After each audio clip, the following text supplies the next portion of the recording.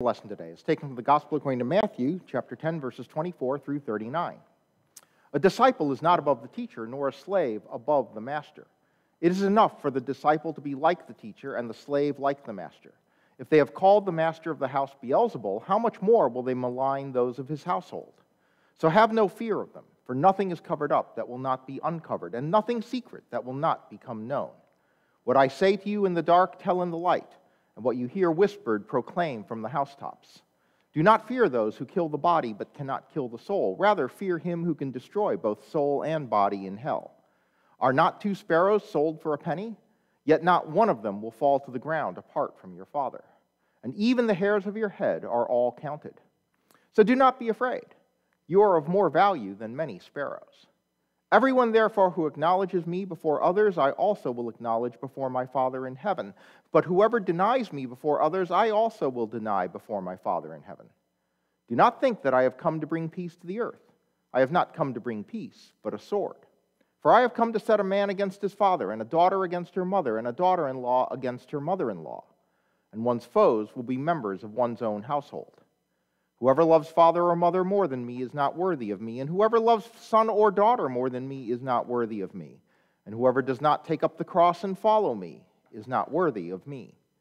Those who find their life will lose it, and those who lose their life for my sake will find it. Friends, this is the word of the Lord. Well, if you're coming to the cookout in an hour and a half, you'll have a choice to make. And I invite you to, first of all, show of hands. And if you're online, please type into the chat what your choice would be. How many of you would prefer a hamburger? How many of you would prefer a hot dog? Okay. How many of you put your hands up both times? And how many of you think that's a hard choice?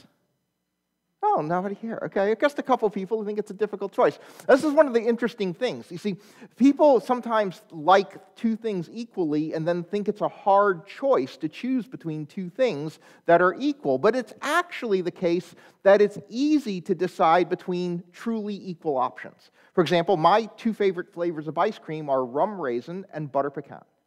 All right. If you ask me, would you like rum raisin or butter pecan? Really, I don't care. I'm happy either way.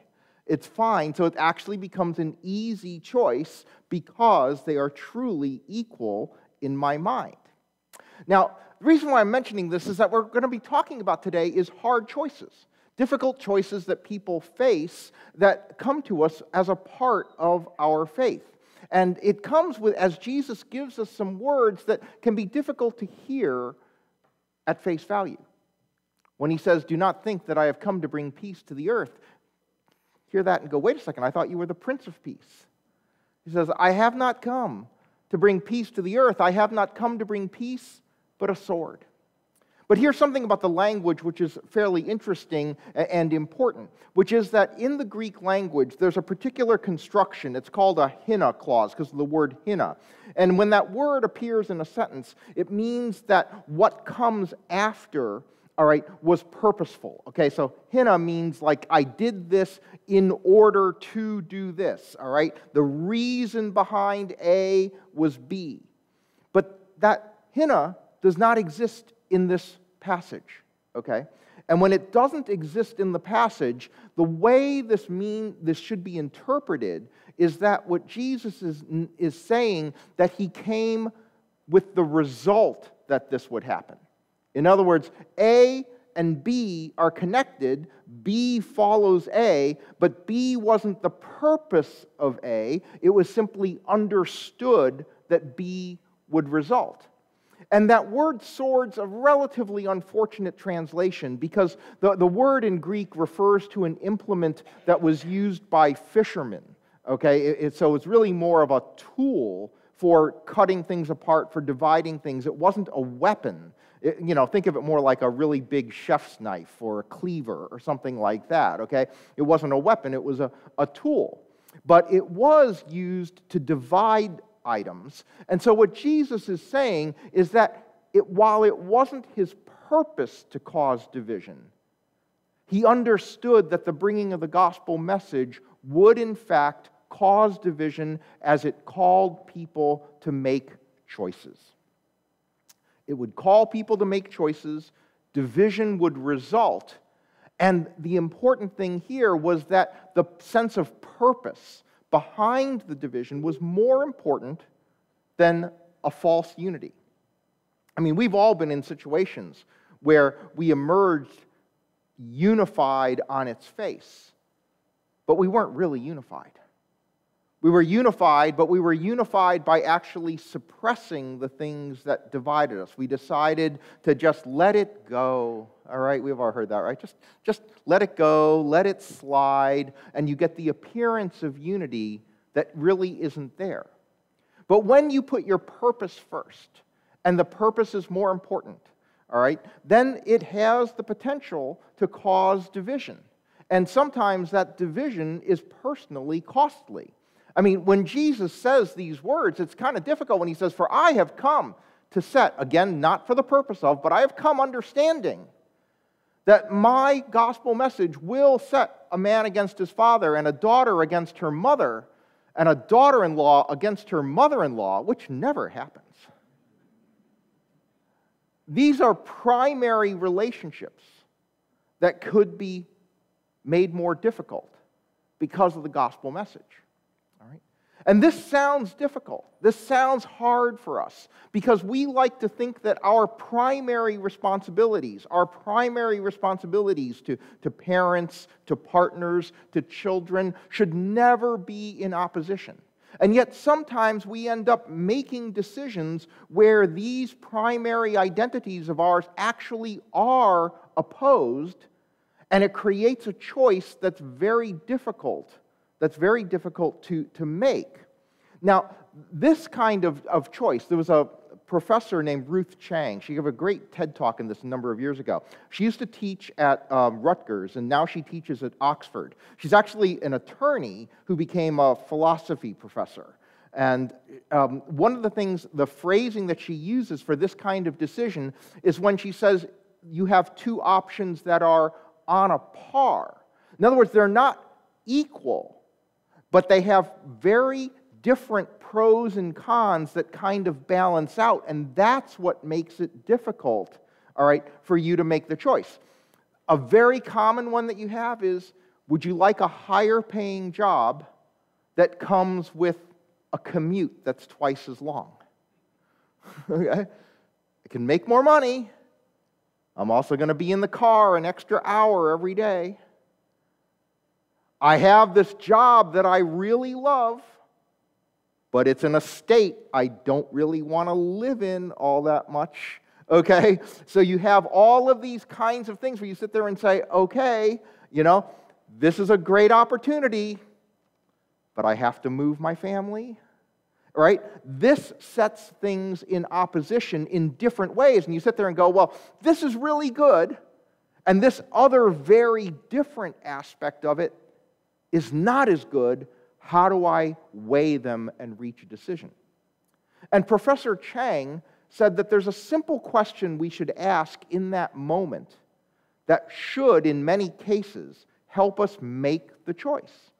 And she says the question that you ask is this: who am I? That when it comes down to these kinds of decisions where you're weighing two very different kinds of things, you ask yourself, but who am I? Who am I?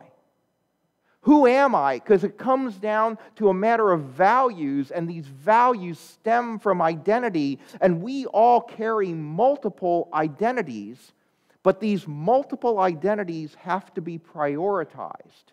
And at the end of the day, what we start to ask ourselves is, who am I? And that is a clarifying question when you have choices that are difficult. And for those of us who say that we are Christian, the answer to who am I needs to begin with Christ follower. Right? That our identity as a follower of Christ is at the core of who we are. Now again, Jesus states this in a way that sounds a lot harder than it actually is. I'm going to unpack it for us. Because when we say my first identity, my primary identity, my core identity is Christ follower, then you end up conforming to what Jesus says here, where he says, whoever loves father or mother more than me is not worthy of me. Whoever loves son or daughter more than me is not worthy of me. And this can be misused. This can sound like ego or fanaticism, all right? It can be misused by churches to guilt trip people in ways that are really unhealthy. All right? For example, what Jesus says here is you need to love him more than others. But sometimes a church can go, well, you signed up to volunteer for XYZ activity. You can't, and you're not going to come because of a family event? Well, then clearly you're putting your family ahead of Jesus. And, what happens there, and this is, by the way, this is a real warning sign in any kind of church or pastor.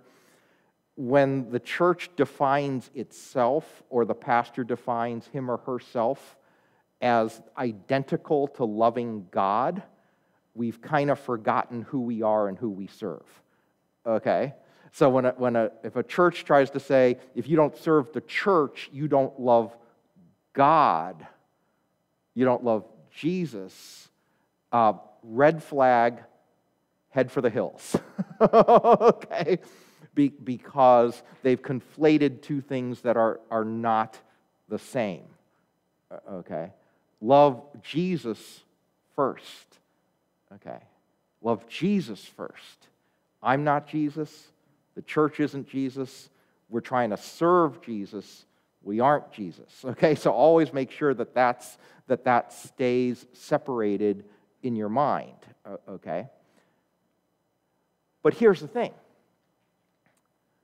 When we love Jesus first, it doesn't suppress everything else. It doesn't degrade everything else. It actually improves everything else. All right? See, when our priorities are in the right order, you end up making better decisions all the way down the line. I remember an example from my work career. This is years ago, and before you had easy text messaging and stuff like that. And also, by the way, that was a different era in business. When I was starting out in business in the 80s, even though you didn't have cell phones and stuff, if you had a 10 o'clock appointment and you were going to be like 3 minutes late, you pulled off the road and found a payphone and you called ahead and said, I'm really sorry, I'm going to be late. Okay? Now people have a 10 o'clock appointment, they show up at 10:10 and they figure close enough. All right? So a lot has changed in that regard in terms of norms. And so back in the day, I had a meeting, a project I was working on with someone, and we thought this was a fairly important project for both of our firms. And we had a meeting scheduled for a couple weeks later, and he said to me, oh, by the way, I just need you to know something. My wife is 8.5 months pregnant, and if she goes into labor, I'm going to cancel our meeting. And then he added, I hope you don't mind. All right. To which my answer was, if we were in the meeting and you told me, by the way, I'm here, this project is so important to me, I'm here, my wife's in labor, but I'm here, I wouldn't want to do business with you. Okay? And that's a case where if his primary identity was work, if his primary identity was his employment to the point where he would put his expectant wife as a lesser priority, he'd actually be a worse person to work with. Okay? By having his priorities in the right order of putting his wife, the delivery of their child ahead of a business appointment, he becomes a better business person. All right? And this is the thing that putting Christ first does. It doesn't preempt all of your other obligations. Putting Christ first improves the performance of all of your other obligations. Because when your first identity is Christ follower, then it means that your first identity is to do the things that Christ would have you do, to be a loving person, a caring person, a conscientious person, a generous person. All of these values that Christ calls you to do, if that is first, then you don't sacrifice any of those values in the performance of your lesser identities. Right? You become a better parent if all of your parenting is in the confines of Christ's values of joy and love and compassion and all of that, and generosity. You become a better partner, a better spouse, if the way you live into that relationship is by the values of Christ being first. You are a better employer, a better employee, if the way you serve as an employer or an employee is bounded by the values of Christ, because your primary loyalty is to be a Christ follower. It doesn't preempt the other identities, it actually improves them. It improves them by putting the guardrails of the values of Christ around everything else that you do. If you invert them, if you sat there and said, for instance, my primary identity is to grow my business,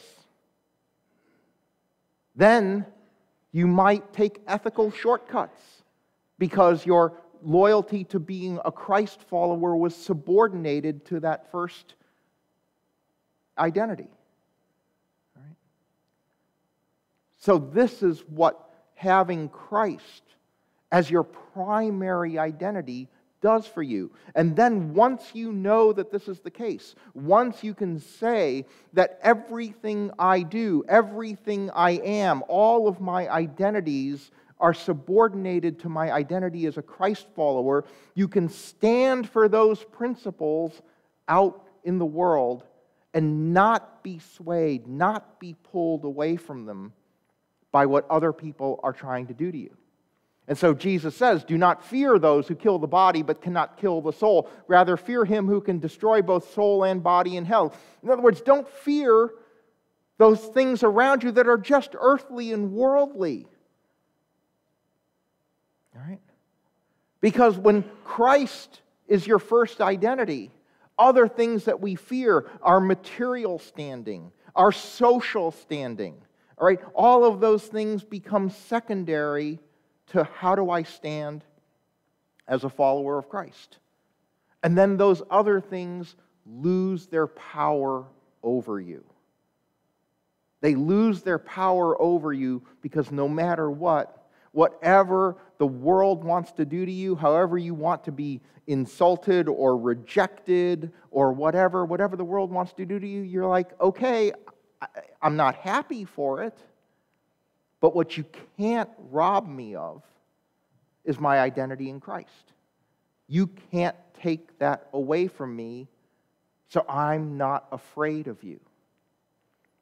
So when you put Christ first, you have nothing to fear from the things around you, and then you can live boldly. That's why it's the first of our values. We can live boldly. We can stand up for what it is we understand to be right, and it's very freeing to be able to stand for what you know to be right, for what you know to be good, and not be afraid of the consequences of it. And when we live in that way, we discover a life, we discover a way of living with which we can be proud, and with which we can be comfortable.